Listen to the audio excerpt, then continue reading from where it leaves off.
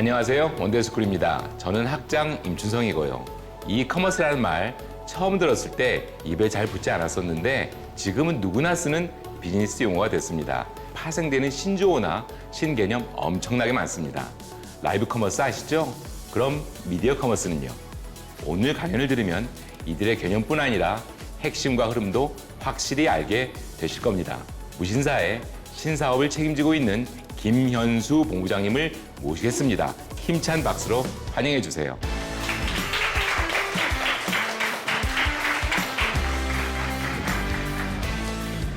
네, 안녕하세요. 저는 무신사에서 신규 사업 그리고 콘텐츠 만드는 일을 하고 있는 김현수 본부장이라고 합니다. 무신사는 온라인 패션 플랫폼이에요. 20, 30대를 중심으로 한 고객분들이 많이 이제 패션이나 라이프스타일 상품들을 구매를 해주시고 계시고 6,000개 정도의 입점 브랜드들이 있고 특히 이제 패션 브랜드를 중심으로 해서 브랜드랑 고객을 이제 연결시켜드리는 그런 플랫폼입니다. 제 소개는 뭐 이 정도까지 하고 뭐 여러 회사를 다니면서 새로운 시도들을 주로 많이 했던 것 같아요. 이상하게 저는 늘 아웃사이더였어요.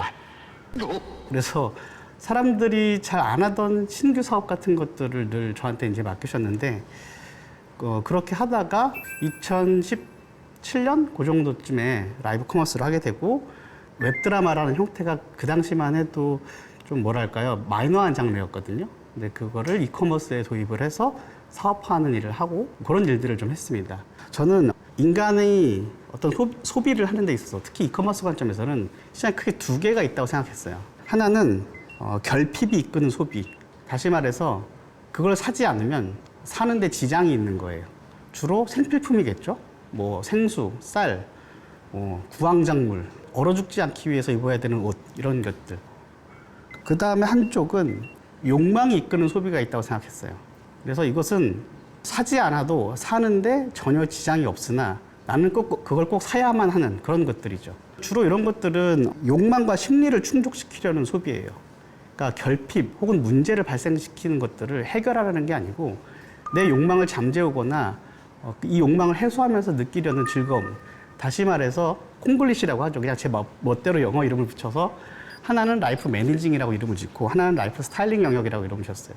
삶을 유지시키는 데 필요한 어떤 그런 소비의 영역, 그다음에 삶을 보다 풍요롭게 하기 위해서 필요한 영역들이 좀 있다고 생각했어요. 어쨌든 유통 플랫폼은 결국은 제한자예요. 누군가한테 이거 한번 사보면 어떻겠어요? 이 가격에? 라고 하는 게 그 매장인 거고 플랫폼이잖아요. 그럴 때 결핍을 해소하려고 하는 그런 이커머스 플랫폼들은 기능적으로 잘 정교하게 제한이 돼야 돼요. 내가 그 결핍을 해소해야 되니까 검색을 하고 혹은 기능적으로 정확하게 제한을 해줘야 되는 거죠. 그런데 욕망은 사실은 발생하지 않아요. 욕망은 창조됩니다. 아닌데 나는 원래부터 갖고 싶었는데 아닐걸요? 어딘가 누군가가 그걸 맨 걸 봤기 때문이에요. 인스타그램이든 뭐 직장 동료든 텔레비전 드라마든 욕망은 누군가에 의해서 창조돼요. 물론 그렇게 창조돼서 내가 이걸 가져야겠다고 결심이 되는 순간 그때부터는 목적으로 바뀌어요. 그래서 그게 어디에서 가장 싸게 파는가에 대해서 검색을 하기 시작하지만 사실은 그건 욕망이고 욕망은 누군가에 의해서 창조되죠. 어떤 방식으로? 콘텐츠로.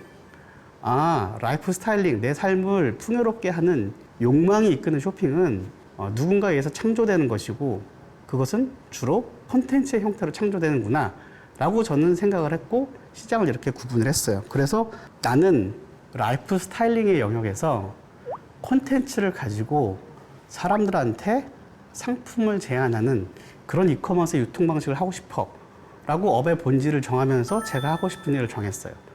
그리고 미디어 커머스에 대해서 저는 그렇게 정의를 했어요.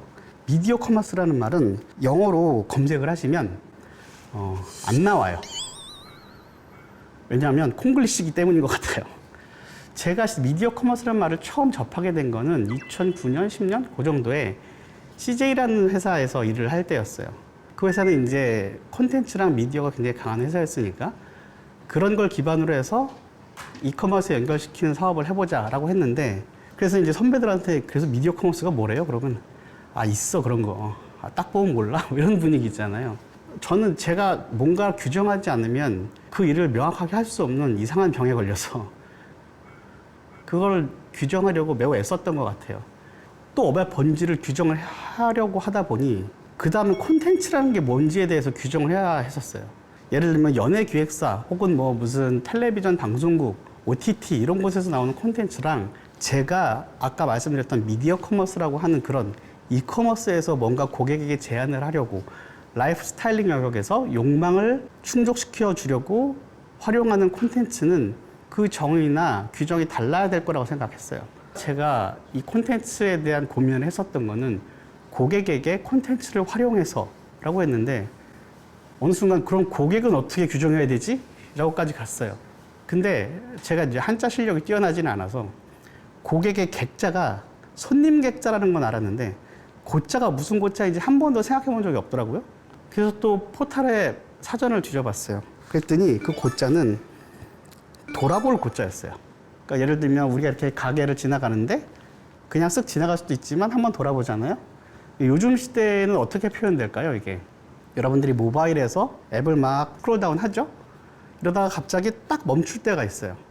그게 요즘 시대에는 돌아보는 것 같아요. 아, 그러면 고객에게 뭔가 콘텐츠를 활용해서 이 상품 어떠세요? 라고 제안을 할 때, 혹은 이 상품을 기억해 주세요? 라고 제안을 할 때, 그냥 내려가지 않고 돌아볼 만한 가치가 뭘까?에 대한 고민.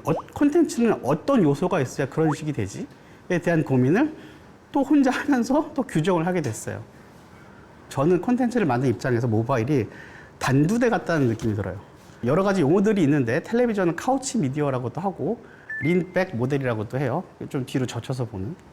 그런데 모바일은 린포워드 모델이라고도 하죠. 내가 이렇게 내 육체를 여기 화면에 대고 있어요. 저는 그 기분이 칼을 제 목에 대고 있는 것 같아요. 그래서 재미가 없으면 팍팍팍 넘겨버려요.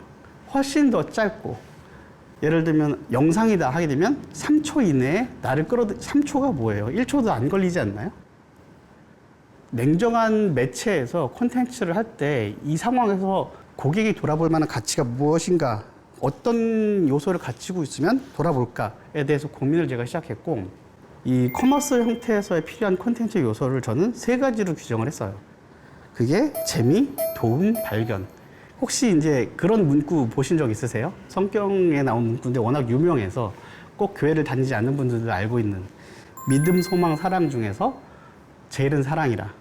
저는 처음에 믿음, 소망, 사랑이 참 중요하고 그 중에서 사랑이 제일이라고 해서 이게 100이면 333334 정도라고 생각했어요. 근데 아니더라고요. 그 내용을 보니까 셋 다 중요한데 사랑이 조금 더 중요한 게 아니고, 사랑이 없으면 믿음과 소망은 울리는 꽹과리와 같다라는 이야기를 해요. 압도적으로 중요한 거였더라고요. 제가 보니까 콘텐츠에서 재미는 압도적으로 중요한 것이었어요. 이커머스에서도.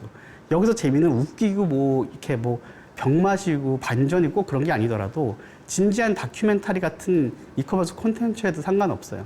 사람이 모바일에서 손을 댔을 때 그냥 넘겨버리지 않고 봐줄 정도의 재미를 얘기하는 거예요. 그래서 기본적으로 재미는 있어야겠구나. 사람들이 볼만한. 그래서 저는 뭐 라이브 커머스를 하든 혹은 뭐 짧은 영상을 하든 사람들한테 이것을 바로 날려버리지 않고 재미가 있고 또 보다 보면은 중간중간에 계속해서 봐야 될 이유를 계속 심어줘야 되는 것들을 늘 고민을 했었어요.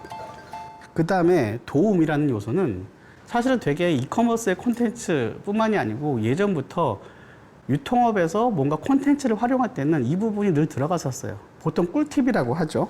그래서 옷 잘 입는 법 가르쳐주면서 옷을 판다거나, 일단 기본적으로 뭔가 내가 볼만한 재미를 준 다음에는 여기에서 이제 유용한 어떤 꿀팁을 준 콘텐츠를 만들어서 상품을 제안하든 혹은 무언가 발견시켜 줄 수 있는 것들이 필요하든. 근데 발견은 사실을 쪼개보면 3가지로 더 나뉘더라고요. 새로운 상품의 발견, 새로운 가치의 발견, 새로운 기회의 발견. 새로운 상품의 발견은 말 그대로 이런 상품이 있었네? 라고 발견시켜 주는 거예요. 보통 뭐 무슨 편집샵이나 백화점이나 이런 데 갈 때 뭐 신상, 뭐 뉴 어라이벌 뭐 이렇게 붙어 있잖아요. 혹은 이제 눈에 딱 띄는 어떤 신기한 제품들, 그런 것들은 새로운 상품의 발견이에요. 콘텐츠를 만드는 사람들 입장에서 보면 이게 그나마 제일 쉬워요. 그 상품이 외관이나 뭔가 기능들이 선명하면 잘 보여주면 돼요. 새로운 가치의 발견은 우리가 그 상품이 존재하고 있다는 건 알아요, 이미. 그런데 이게 그런 가치가 있어서 하고 잘 모르는 것들이 있어요.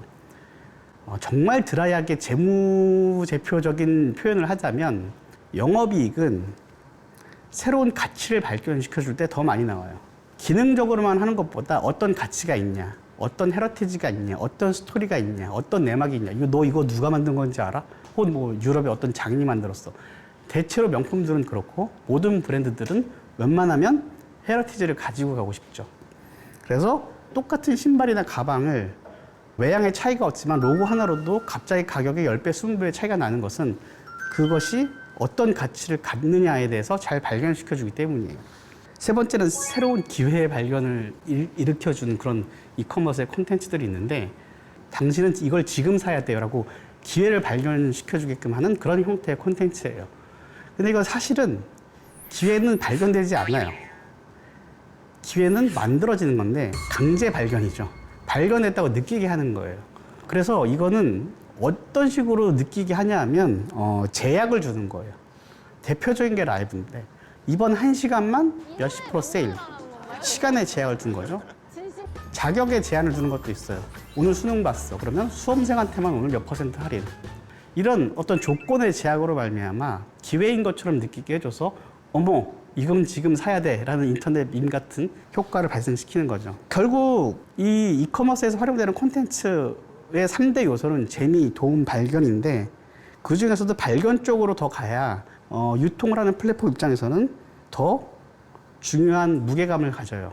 그런 얘기 많이 하잖아요. 나음보다 다름. 저도 그 말을 참 좋아하는데 그리고 또 요즘 시대에는 차별화되지 않으면 유니크한 밸류가 없으면 그것이 개인이든 기업이든 브랜드든 무엇이든 간에 어려움이 있는 것 같아요. 그런데 거기에 제가 매몰되다 보니까 차별화를 위한 차별화를 하고 있더라고요. 근데 어느 순간에 그게 참 의미 없다는 생각을 했어요. 왜냐하면 제가 앞에서 이야기한 업의 본질을 스스로 규정을 했는데 그 업의 본질이랑 전혀 관련이 없는 다름을 제가 추구하고 있는 저를 발견했어요. 다름을 추구하는 건 좋은데 업의 본질에 닿지 않는 다름은 큰 의미가 없구나 이런 생각을 하게 됐어요. 왜 이런 생각을 하게 됐냐면 요즘은 유통업자가 콘텐츠도 같이 팔아야 돼요. 상품을 유통한다고 해서 상품만 유통하면 안 되고 콘텐츠도 같이 팔아야 되는데 그 이유가 예전에는 가만히 생각해 보면 우리가 그게 광고가 됐든 뭐 정보가 됐든 콘텐츠가 됐든 무슨 광고라고 해볼게요. 그런 걸 보는 접점이 어디였죠? 텔레비전, 신문, 뭐 영화관, 뭐 잡지 이런 곳이었죠? 라고 얘기를 하면서 보니까 여러분들 너무 젊으시네요. 예전에 인터넷이 없을 때는 그렇게 콘텐츠를 소비하거나 광고를 소비하거나 정보를 얻는 접점이 제한돼 있었어요. 그리고 그걸 잘 기억하고 있다가 그 상품을 사러 가야 돼요. 다시 말해서 마케팅의 공간과 유통의 공간이 나뉘어져 있었어요. 근데 지금은 어떻죠? 어떤 소통의 수단이 지금은 유통의 수단이기도 하고 콘텐츠의 소비의 수단이기도 하고 소셜미디어 같은 데서 사람들과 이야기하는 접점이기도 해요. 마케팅의 공간과 유통의 공간이 완벽하게 무너져서 다 하나로 뭉뚱그려졌어요. 내가 판매하고 있는 상품과 이 상품을 판매하고 있는 매장 그리고 그것과 함께 전달되는 콘텐츠 이 세 가지가 유기적으로 결합이 돼야 뭔가 고객한테 다른 경험을 줄 수 있는 것이구나 라고 생각을 했어요. 결핍은 발생하는 거고 욕망은 창조하는 거라고 말씀을 드렸는데 결국은 그 욕망을 창조하는 거는 콘텐츠고 이런 본질을 아까 제가 스스로 규정한 것이긴 하지만 이 본질과 닿아 있는 걸로 다름을 추구해야지 그렇지 않으면 문제가 있겠구나라는 생각을 했었어요. 대표적인 게 저한테 과제는 채산성이었어요. 효율성 비슷한 개념이겠죠? 예전에 제가 그 티몬이라는 회사에 있을 때 굉장히 마이너했던 장르였던 그 웹드라마 일반 컨텐츠 쪽에서도 소외된 장르였는데 이커머스에서 그거를 집어다가 소위 말하는 요즘에 유행하는 병맛 웹드라마를 만들어서 이커머스에 활용을 했어요. 당시 웹드라마를 팀원들이 아무리 노력해서 만들어도 6주에서 8주는 걸렸어요. 원가도 몇 천만 원 정도가 들었죠. 그러면 이건 계속해서 생산할 수가 없을 텐데. 그리고 사람들이 지금은 재미있게 보는데 나중엔 뻔하거든요. 그리고 점점 그런 게 슬슬 느껴지기 시작했어요. 뭔가 다르게 상품을 제안해야 되는데 콘텐츠로서 웹드라마는 본질적인 가치랑 생각을 했을 때 채산성이 안 맞으니까 더 짧게 더 적은 비용으로 더 많이 생산할 수 있는 콘텐츠의 판매 형태가 필요했었어요. 그래서 텔레비전에서도 저렇게 팔고 있는 걸 우리는 왜 못 팔지? 라고 해서 라이브 커머스를 생각을 했는데 뭔가 다름을 위한 다름을 추구한 게 아니고 이렇게 해야지만 업의 본질에 맞는 채산성을 갖췄기 때문에 라이브 커머스라는 형태를 취했고 거기에 맞는 본질에 닿아 있는 다름을 했었습니다. 그리고 패션에 대한 비주얼 콘텐츠도 고민을 많이 했어요. 지금은 다 모바일로 바뀌었는데 우리가 가만히 보니까 화보도 역시도 그것을 그대로 종이에다가 실을 때 형태를 가지고 그냥 전자화하고 있더라고요. 많은 패션 업체들이. 그래서 뭐 그것도 필요하겠지만 다른 것도 필요하지 않을까라는 고민이 들었어요. 그래서 저는 좀 다른 형태로 쇼폼 콘텐츠라고 하죠. 짧은 영상을 가지고 하는 것들을 예전에 했었던 비주얼로 풀었던 화보를 이쪽으로 많이 대체하기 시작했어요. 결국은 이것도 어떤 채산성이나 매체 환경, 그 다음에 그것을 소비하는 고객들의 변화에 맞는 것들을 찾으면서 차별화를 위한 차별화, 남들이 저렇게 하니까 우리도 따라서 차별화, 이런 거 말고 업의 본질에 닿아 있는 그런 다름을 추구하면서 여러 가지 일을 했었던 저희 어떤 사례들을 말씀을 드렸고요. 업의 본질에 대해서 스스로 규정하는 것, 그 다음에 본질에 닿아 있는 다름을 추구하는 것. 마지막으로 제가 생각했었던 거는 항상 이 생각을 잃지 말자라고 생각을 한 게 있어요. 성공은 운이다. 그런데 방향은 실력이다. 저는 운칠기삼이라는 말을 믿어요. 사실은 7도 아닌 것 같아요. 9일 때도 많은 것 같아요.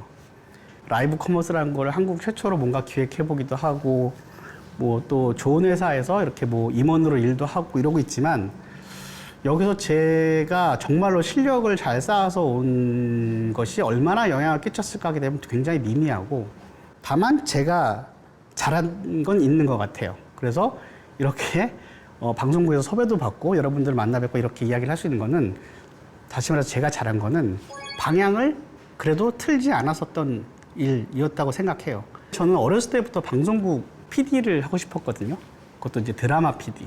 근데 저 때만 해도 뭐 지금도 그런가요? 방송국 PD를 하려면 공채를 준비했었어야 돼요. 근데 저는 공부를 잘하지도 않았지만 심지어 공부하는 걸 싫어했어요. 그래서 공채 시험을 당연히 준비를 못했겠죠? 근데 그 일은 하고 싶고 이커머스를 하는 일이지만 내가 원하던 콘텐츠에 관련된 일을 어떻게 하면 접합시킬 수 있을까? 이걸 어떻게 활용할 수 있을까? 그 방향은 안 놨던 것 같아요. 방향을 틀지 않았었던 것 같아요. 방향을 틀지 않으면 운은 그 방향에서 오고 그럴 때 운을 만나게 되는 것 같습니다. 이제 마무리를 할까 하는데요. 보통 회사에 다니면 요즘은 잘 그런 분위기는 아닌 것 같은데 제 세대만 해도 회사에서 로열티를 엄청 강조했어요. 임원 정도 되려면 당연히 로열티가 있어야 되고요. 회사의 충성심이라고 하죠. 그런데 이제 회사랑 로열티, 직원, 이것에 대한 어떤 뭐랄까요, 방향 설정이 이제 좀 바뀌어야 될 것 같아요. 제 세대만 해도 로열티는 회사가 개인에게 요구하는 거였어요. 그런데 상황은 바뀐 것 같아요. 회사가 필요로 하는 인재는 회사를 떠날 수 있는 사람이거든요. 그러면은 그 사람들이 다른 회사에서도 원할 테니까 우리 회사에 있게끔 하기 위해서 회사가 개인한테 로열티를 보여야 되고 이 말은 같은 말인데 뒤집으면 회사가 기꺼이 그 개인에게 로열티를 보일 수 있는 그 정도의 개인으로 모여 있어야지 그 회사가 앞으로 나아갈 수 있으며 결국은 결과적으로만 그림을 보면 로열티의 방향이 회사가 개인을 향해 있어야지 사실은 강한 회사인 거죠. 그래서 저는 저희 같이 일하는 그 팀원들, 동료들이랑 이야기를 할 때 야, 우리 회사에 충성하지 말고 시장에 충성하자. 그러면 회사가 당신에게 충성할 것이다 라고 이야기를 해요. 오늘 말씀을 드린 것은 여기까지였습니다. 긴 시간 같이 들어주셔서 고맙습니다.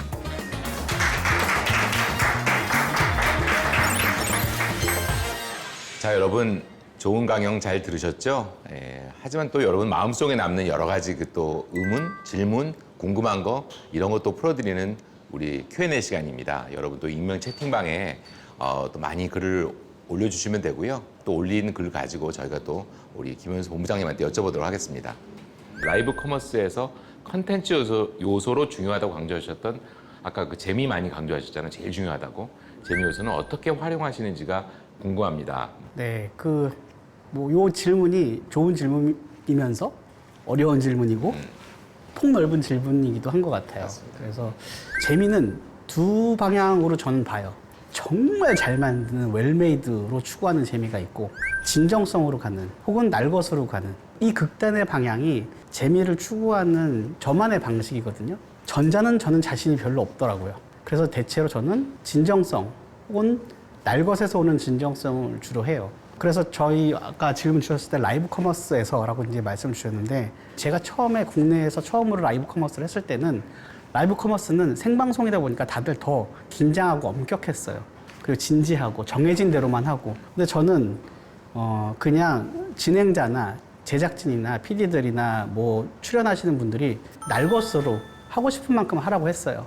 그랬더니 특히 웃음이 많은 분은 한 번 웃긴 상황이 방송 중에 걸리면 참지 못하는 거예요. 근데 그거를 이제 방송이니까 자꾸 자제하려고 하길래 제가 그러지 말라고 그랬어요. 본인이 다 웃어서 배 왕자가 새겨질 때까지 그냥 웃으라고 했거든요. 그래서 저는 재미의 그 두 가지 방향 중에서 그나마 제가 잘할 수 있는 날 것에 기반한 진정성의 재미로 추구를 하는 스타일입니다. 네, 그러니까 재미라는 것도 결국은 우리가 커머스를 하는 거고 그러니까 이제 결국 전달하려고 하는 메시지에 공감을 하는 거잖아요. 근데 공감을 주기 위해서 또 재미라는 것도 그 진정성에 의한 날 것의 그 재미에 또 많이 비중을 두었다. 또 하나의 어떤 축인 것 같습니다. 그런 생각도 해보시면 좋을 것 같습니다. 다른 질문 또 보겠습니다.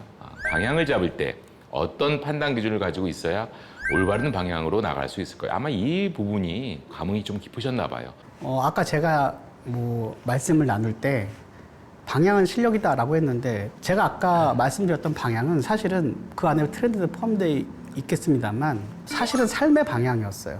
제가 어떤 분야에서 무슨 일을 해서 어떤 가치를 쌓고 싶어. 나는 그 일을 하면서 어떤 만족, 기쁨 혹은 내가 일을 할 때 내 존재감을 느끼고 싶어 라는 그 방향성에 대한 것들을 잘 설정하는 것은 실력이라는 말씀을 드린 거고 그러려면 두 가지를 알아야 되는데 나를 잘 알아야 하고 내가 거기서 잘할 수 있는지도 알아야 돼요. 그럼 그곳을 알아야겠죠. 저는 그곳을 시장이라고 혹은 업이라고 혹은 업의 본질이라고 말씀을 아까 드렸던 것이고 그래서 어떤 판단 기준이냐 삶의 방향 기준인데 내가 그것을 얼마나 하고 싶고 절박한 것인지 그 욕망만큼 나는 그 분야에서 가치를 쌓을 만한 합이 맞는지 그것이 저의 방향을 잡을 때 판단 기준이었습니다. 시간이 항상 제한돼 있어서 마무리해야죠. 마무리하자니 오늘도 좀 기억에 남는 문장들 여러분도 있으시겠지만 저도 좀 있습니다. 성공은 운이다. 그러나 방향은 실력이다. 여러분이 우리 원데이 스쿨을 이렇게 보시게 된 건 어쩌면 운일지도 모르겠습니다. 하지만 우리 수업 내용을 여러분이 폭풍 흡입하시는 것은 아마도 여러분의 실력일 겁니다. 저희는 여러분의 성공과 실력을 위해서 앞으로도 더 좋은 수업으로 찾아뵙겠습니다. 감사합니다, 여러분. 수고하셨습니다. 수고하셨습니다. I'm not that good at goodbyes. Can we run away to somewhere new? Where every day's a surprise. Never knew what we might run into. You look at me with those eyes. I can never fall in love again.